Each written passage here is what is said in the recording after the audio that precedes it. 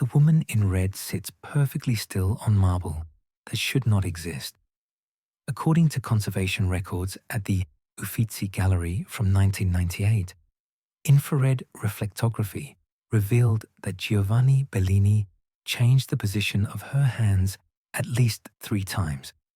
The pigment analysis showed ultramarine blue beneath the final layer, the most expensive color available in Venice around 1490, painted over and hidden. A restoration report from conservator Marco Ciatti notes that the marble terrace in the painting contains architectural details that match no known Venetian structure from the period, yet the grain of the stone is rendered with such precision that petrologists have identified it as Istrian limestone. This is not fiction. This is what this painting still reveals. Here is what haunts the curators who spend time with this work. Sacred allegory hangs in the Uffizi, but no one is completely certain what it depicts. 5 centuries of scholarship have produced 17 major interpretations. The painting shows figures on a terrace, a lake, a cave, children playing with an apple, and a sky that glows with the kind of light you see just before sleep erases the day. What looks like a simple devotional scene contains spatial impossibilities, theological puzzles, and a silence so profound that viewers report feeling as though they have interrupted something sacred. This is about how ambiguity itself can become a form of devotion, and how not knowing can be more powerful than certainty. It is late now where you are. Maybe you are trying to quiet your mind. Maybe you want to learn something true while the world around you dims. Before we go further, tell me in the comments what draws you to art that refuses to explain itself. And if you find yourself returning to this kind of careful attention, subscribe so we can keep meeting here in these quiet hours. Now, let the day fall away. You are standing in front of the canvas in a conservation lab at the Uffizi in Florence. It is March 2003. The painting has been removed from its frame for the first time in 40 years. The air smells of mineral spirits and old varnish, slightly sweet, slightly acrid. You can see the weave of the canvas through the thinned paint in the upper left corner. Marco Ciatti, the chief restorer, points to a section of the sky with a fiber optic light. Under magnification, you can see how Bellini built the atmosphere in layers so thin that each one is almost transparent. Azurite blue, lead white, a touch of yellow lake.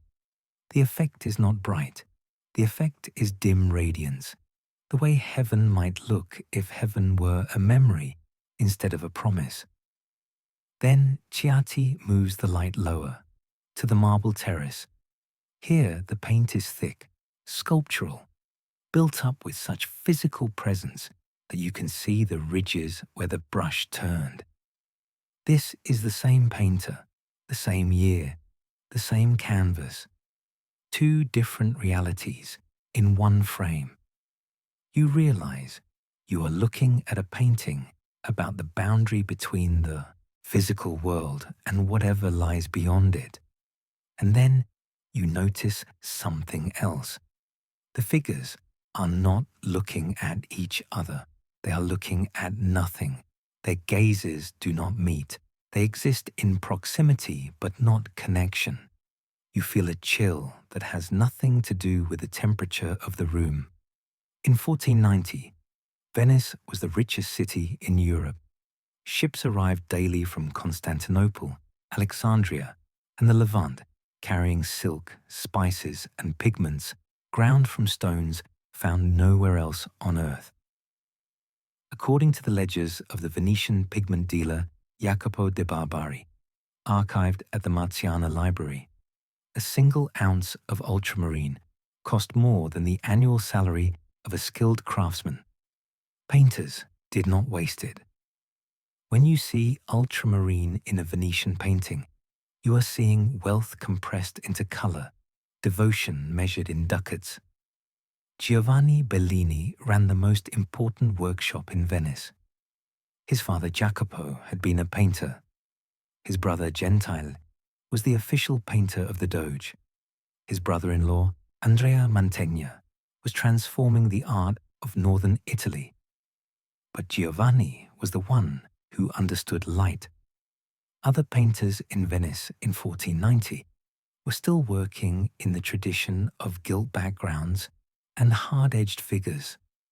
Bellini was teaching his apprentices to paint air, to paint the space between things, to make holiness look like something you could walk into.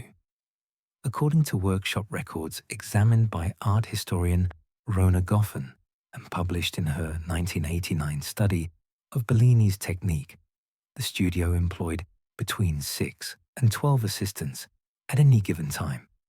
They ground pigments, prepared panels, transferred cartoons, and painted drapery and background architecture under Bellini's supervision. But the faces and the light, those Bellini painted himself, always. A former apprentice, later identified through a fragmentary letter preserved at the Archivio di Stato in Venice, wrote that Bellini would sometimes stand in front of a painting for an hour without touching it, just looking, waiting for the next move to become clear. The painting we now call Sacred Allegory entered the Uffizi collection in 1793, transferred from the Villa di Poggio Imperiale. Before that, its history grows hazy. Provenance records compiled by curator Antonio Natali in 2004 suggest it may have been commissioned by a Venetian nobleman named Leonardo Loredano. But no contract survives. No letter describes its creation. No contemporary account explains what it means. It simply appeared in Florence, already mysterious, already silent. The work began sometime between 1485 and 1505. Art historians have narrowed the date based on stylistic analysis and the type of canvas used, but Bellini did not sign it and did not date it. What we know is that he chose a horizontal format, unusual for devotional work. He used oil paint, still a relatively new medium in Venice, which allowed him to build those translucent layers of atmosphere. And he created a space that obeys no single perspective system. The terrace tilts. The lake sits too high. The cave in the background should not be visible from this angle. It is as if he painted a dream where spatial logic bends, but emotional truth holds firm. You can see this clearly in the central group of figures: a woman in red, a woman in blue, a child. They might be the Virgin Mary with Saints Catherine and Dorothy. They might be an allegory of virtues. Letters from a Franciscan theologian named Marco da Montegallo, held at the Biblioteca Apostolica Vaticana, suggest that terrace and tree imagery like this appeared in devotional poems circulating in Venice during this period, poems about the Garden of Eden and the Tree of Life. But the poems do not match the painting exactly. They gesture toward meaning without clinching it. Meanwhile, on the left side of the terrace, two children play with a golden apple while a figure in armor watches. On the right, a man stands before an empty throne. In the background, across the lake, you can see hills and a fortified town. Conservator Luisa Vertova, in her technical examination published in 1987, noted that the landscape background was painted with extraordinary speed and fluidity, almost improvisationally, while the figures were constructed slowly, methodically, revised again and again. Bellini was certain about the world and uncertain about the people in it. Here is where it gets more complex. Under ultraviolet light, restorers discovered that Bellini initially painted a completely different figure where the woman in red now sits. A male figure, taller, draped differently. Pigment cross-sections showed that he scraped down the paint and started over. He was not correcting a mistake. He was changing his mind about the meaning. According to Marco Ciatti's 2003 report, this kind of radical revision was unusual for Bellini, whose other works show minor adjustments, but not wholesale reimaginings. Something about this painting resisted closure. He kept it open, kept it uncertain, kept it breathing. To understand this fully, we need to look at what paint meant in Venice in 1490. Ultramarine came from lapis lazuli, mined in Afghanistan, shipped through Persia and the Ottoman Empire, ground and purified through a process so labor-intensive that the pigment dealers charge by weight like gold. Red Lake came from Kermes insects collected by hand, thousands of insects for a single ounce of color. Lead white was made by exposing lead sheets to vinegar vapors in buried pots, a process that took months and filled workshops with the smell of corrosion. Every brushstroke was an economic decision. Workshop account books from similar Venetian studios, analyzed by art historian Patricia Fortini-Brown, showed that painters negotiated with patrons, not just about subject matter, but about which pigments would be used where. Ultramarine for the Virgin's cloak, always. But for the sky, for the landscape, those were negotiations. Patrons wanted visible value. Painters wanted freedom. Contracts specified color, the way they specified size and deadline. Bellini, by 1490, was successful enough to have leverage. But he still lived inside these material constraints. When you look at sacred allegory, you are looking at choices made in conversation with cost. The ultramarine under the red paint, that was a choice that cost money and then was hidden. Why? Perhaps because the first version of the painting failed. Perhaps because he decided that mystery was more important than legibility. Perhaps because his patron died or the commission changed. We do not know. The painting contains its own buried history. By this point, Bellini was in his 60s. His eyesight was beginning to fail. Letters between his brother Gentile and the Doge's secretary, preserved at the Correr Museum, mention that Giovanni was delegating more work to his assistants, particularly in the finishing stages. But sacred allegory feels intensely personal, intensely present. Art historian Anchisi Tempestini, in his 1992 monograph on Bellini's late work, describes it as a painting made by someone trying to see through to the other side of vision, not what the eye reports, but what the soul suspects. Now here is where it gets more complex. The tree at the center of the terrace is a young apple tree, rendered with such botanical accuracy that horticulturists have identified the variety. Beneath it, the marble pavement is cracked, not dramatically, not symbolically cracked, but with the small fractures that appear in stone after years of weathering. On the studio floor, this meant hours of careful observation. Bellini was famous for this.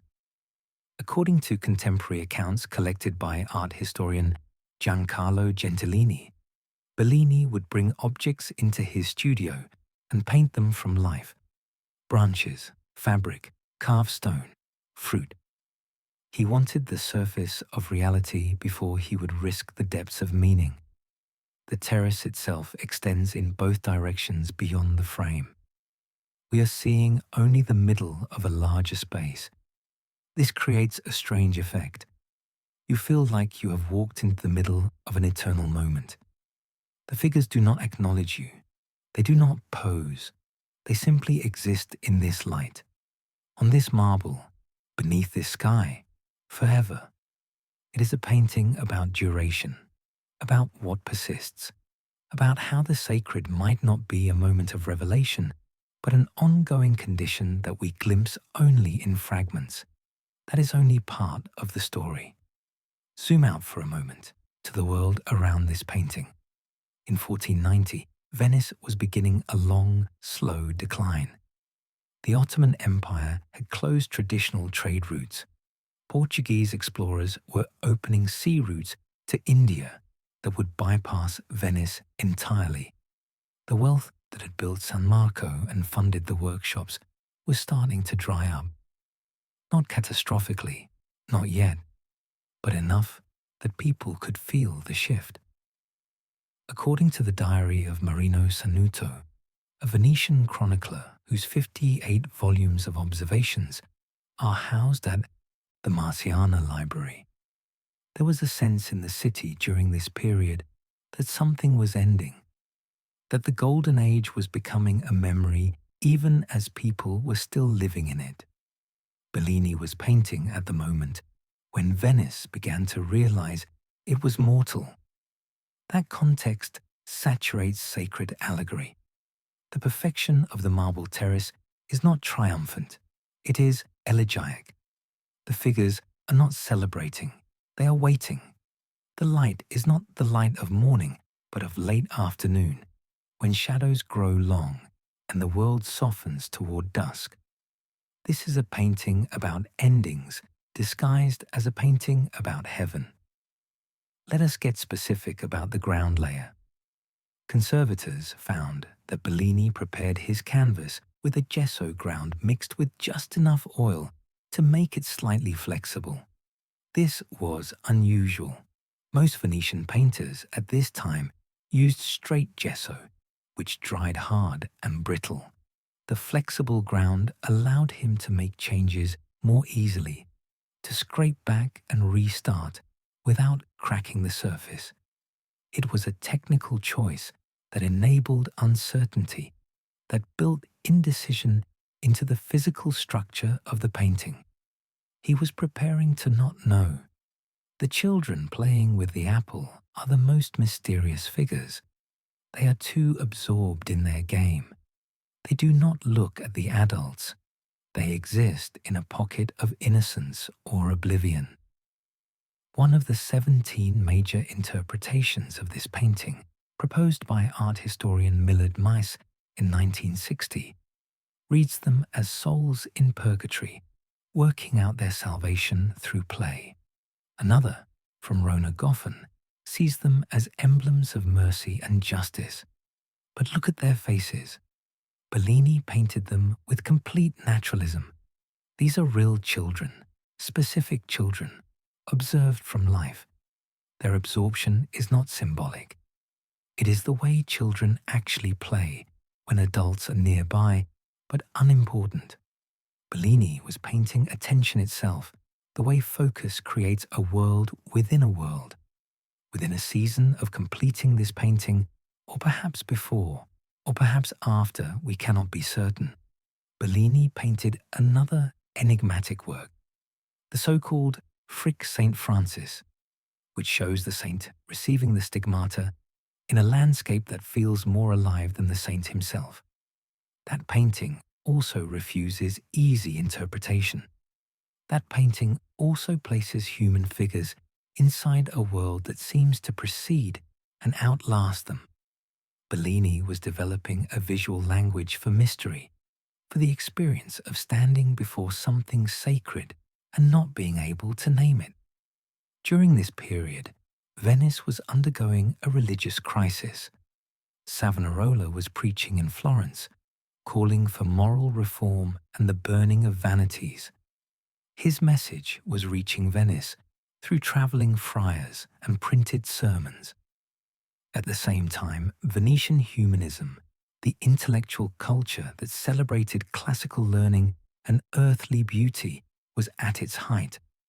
These two forces, ascetic spirituality and sensory pleasure, were colliding. Bellini's paintings exist in that collision.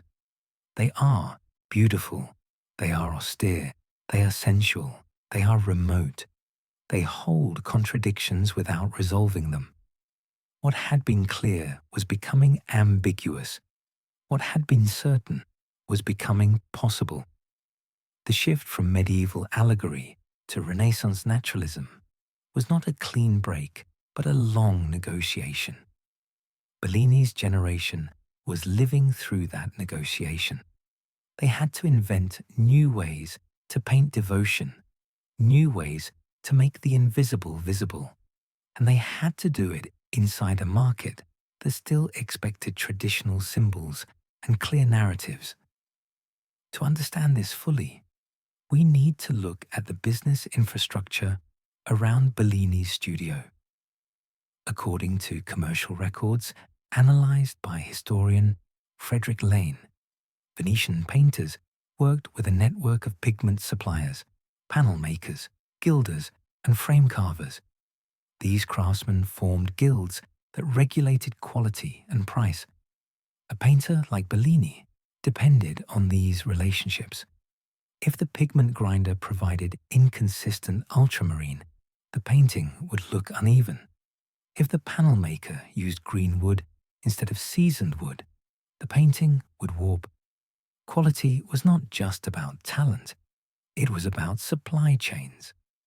Dealers and collectors were beginning to form a secondary market for Venetian paintings. Works that had been commissioned for specific chapels or private devotion were being bought and sold as commodities. Paintings were leaving Venice and traveling to Ferrara, Mantua, Rome, even across the Alps to Germany and France. This was new. This changed how painters thought about their work. A painting was no longer just for the person who commissioned it. It was potentially for anyone, for the future, for strangers who would bring their own interpretations. Institutional enablement played a role as well. The Venetian school, the religious confraternities that commissioned large narrative cycles, had specific iconographic requirements. The Doge's palace had protocols for official commissions. The church had rules about what could and could not be depicted. Bellini worked inside these structures, but also tested their edges. Sacred allegory may have started as a commission that was never delivered, or was rejected, or was reinterpreted so thoroughly that it no longer fit its original purpose. We are looking at the evidence of negotiation, of a painter and a patron, or an institution failing to agree on meaning. Critics and tastemakers in Venice during this period valued two things above all, according to letters and treatises preserved in various archives. They valued devotional sincerity, which meant painting that moved the viewer toward piety, and they valued technical mastery, which meant convincing space, believable light, and rich materials. Bellini gave them both, but he also gave them something they did not ask for: ambiguity. And ambiguity made them uneasy. It still does. Contemporary accounts, such as the travel diary of the German merchant and art lover Christoph Schürl, who visited Venice in 1502, mention Bellini as the greatest living painter. But they describe his technique, his color, his light. They do not describe his meanings. They seem to sense that his meanings are private, interior, not available for public discussion. This was unusual. Most paintings came with explanatory texts, sermons, poetry that fixed their interpretation. Bellini's late works resist fixing. By 1500, Bellini's workshop was training the next generation of Venetian painters, including Giorgione and Titian. Both would take Bellini's ambiguity and push it further into pure atmosphere, into paintings where narrative almost dissolves into mood. But neither of them quite achieved what Bellini did in Sacred Allegory. That balance between specificity and mystery, between the thing you can touch and the thing you can only sense. Here is what we know about the human cost. Bellini had outlived his wife, his brother Gentile, and many of his friends. Letters from the later years of his life, preserved at the Archivio di Stato, show a man increasingly isolated, increasingly absorbed in his work. He painted slowly, more slowly than his rivals, more slowly than his apprentices thought necessary. He was not being difficult.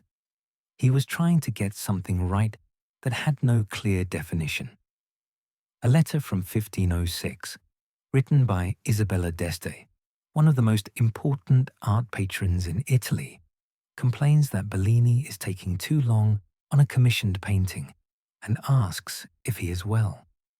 The Venetian humanist Pietro Bembo responds on Bellini's behalf, saying that the painter works according to his own satisfaction, not according to deadlines.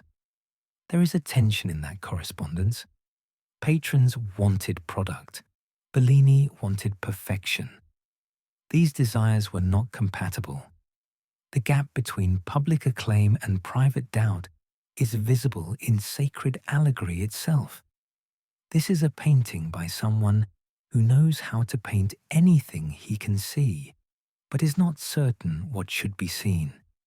The technical mastery is complete. The vision is fractured. It is the work of a painter who has achieved everything his culture values and finds that achievement insufficient. He is reaching for something else, something his training did not prepare him for. Meanwhile, the painting itself was undergoing its own journey. After arriving at the Uffizi, it was catalogued as a work by Bellini, but not understood. It hung in secondary galleries. It was not reproduced in guidebooks. It was considered minor, puzzling, difficult. Critics and scholars wrote about Bellini's Madonna paintings, his altarpieces, his portraits. Sacred Allegory was a footnote. Then, in the 20th century, something shifted. Modernist critics, looking for precursors of ambiguity and subjectivity, rediscovered it. Millard Mace published his interpretation in 1960. Rona Goffin followed in the 1980s. Each scholar brought new tools, new questions, new frameworks, psychoanalytic readings, feminist readings, iconographic readings, technical readings. The painting accommodated all of them and confirmed none of them. It remained open. Conservation work in the 1980s and 1990s revealed the buried layers, the changes, the scraped-down figures, and hidden ultramarine. These discoveries did not solve the mystery. They deepened it, and they showed that Bellini himself was uncertain, that he was working through ideas on the canvas, that the painting was a process of thinking made visible. This made it more modern, not less. It aligned with contemporary ideas about art as exploration rather than illustration. But here is the thing. Understanding the process did not diminish the experience. Knowing that Bellini changed his mind 3 times about the woman in red does not explain why the final version feels so still, so remote, so charged with quiet presence. Knowledge and mystery can coexist. This is what Bellini understood 5 centuries ago. This is what the painting still teaches. Fast forward to 2003. The restoration is complete.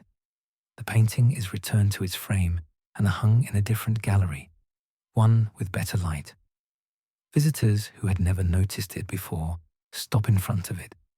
They do not read the label first, they just look, and they report in comment books and online forums the same experience. The painting makes them quiet. It makes them feel like they have stumbled into someone else's meditation. It does not instruct, it invites. What this work says about memory is that memory is not retrieval, but reconstruction. Bellini is not showing us a scene from scripture or history. He is showing us how it feels to remember something sacred, how the details are sharp but the meaning is soft, how the emotional truth persists after the narrative logic fades. The terrace is clear, the marble is precise. But what are these people doing? Why are they here? The painting does not answer. It holds the question open. What this work says about devotion is that devotion might be less about certainty and more about sustained attention. The figures are not praying in an obvious way. They are simply present. They are attending to something we cannot see. Their devotion is their stillness, their patience, their willingness to remain in this space without demanding resolution. Bellini is painting a form of faith that does not require doctrine, only presence.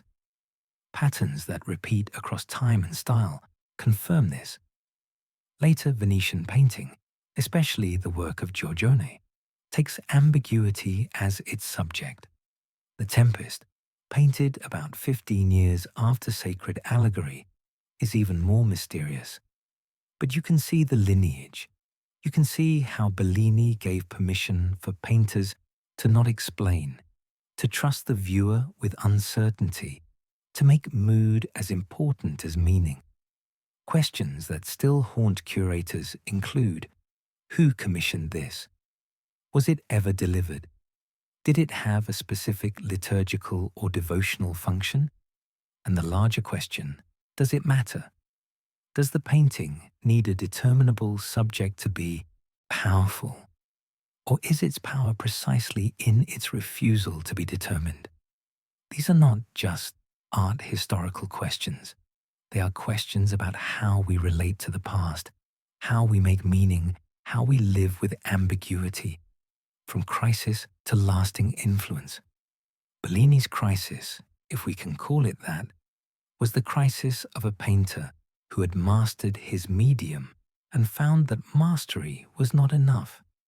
He wanted to paint what could not be painted, the interior experience of the sacred. He wanted to make visible the feeling of standing between the world and heaven, the feeling of almost knowing, of sensing without grasping.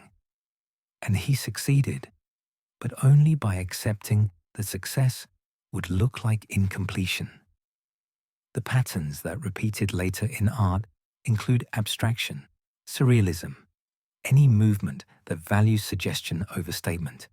But they also include religious art that moves away from narrative clarity toward contemplative space. The Rothko Chapel in Houston, consecrated in 1971, is not so distant from Sacred Allegory. Both create environments for attention. Both trust silence more than speech. What we learned is that art can function as a question rather than an answer.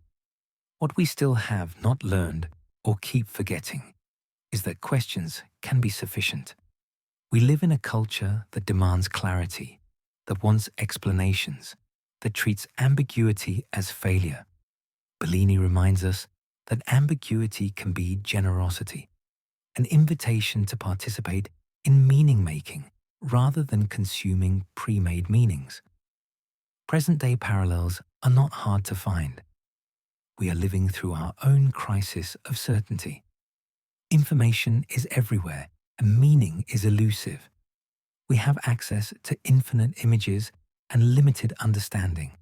We scroll through a visual culture that moves too fast for sustained attention. What Bellini offers across 5 centuries is an alternative. A painting that rewards slowness. A painting that asks you to stay, to look longer, to let ambiguity be enough. The terrace is still there. The marble is still cracked. The children are still playing with their golden apple. The woman in red is still sitting in perfect stillness, her hands positioned in a way that Bellini changed 3 times before he was satisfied, before he decided that this position, This angle, this gesture, came closest to what he could not say. The light in the painting is the light of late afternoon, the light you see when the day is ending but night has not yet arrived. It is the light of transition, of in-between, of almost. And maybe that is what heaven looks like. Not a destination, but a threshold. Not clarity, but deepening mystery. Not the answer, but the space where the question becomes beautiful. You are still standing in front of the painting. The conservation lab is gone. You are back in the gallery at the Uffizi, or you are lying in bed listening to this in the dark, or you are somewhere in between. The painting is still there. It will be there tomorrow. It has been there for 500 years, quietly insisting that not knowing is also a form of knowledge, that silence is also a kind of speech, that mystery is not a problem to be solved, but a presence to be honored. Think about the hand that painted this, the hand that scraped back the ultramarine, that rebuilt the figure, that touched the canvas again and again until the surface held something true, even though it could not be named.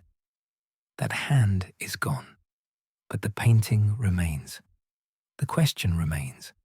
The light remains, dim and radiant, forever about to fade, forever glowing. And now you can close your eyes. The terrace is waiting. The children are still playing. The woman in red is still perfectly still, and the painting holds its silence like a gift, like a secret it will never quite tell, like the space between waking and sleep, where the world becomes soft and the edges blur, and everything unresolved becomes, for a moment, exactly right.